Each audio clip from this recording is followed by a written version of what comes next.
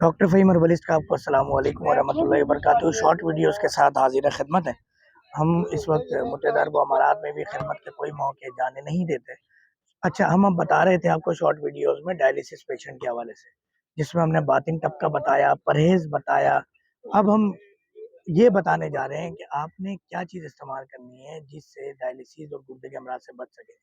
सफ़ेद पेठा, किसी भी सब्जी वाले को बोलेंगे सफ़ेद पेठा, पानी के साथ 1 गिलास जूस बना लीजिए, यानी तकरीबन 500 ml जूस बना लीजिए और सुबह नहार मुँह पी लें। और उस जूस के अंदर छोटी वाली चम्मच आधी काली मिर्च की डाल लें, छोटी वाली चम्मच आधी काली मिर्च की डाल लें और ये आप जूस बना लें, सिर्फ़ पानी मिला हुआ हो सफ़ेद पेठे के अंदर।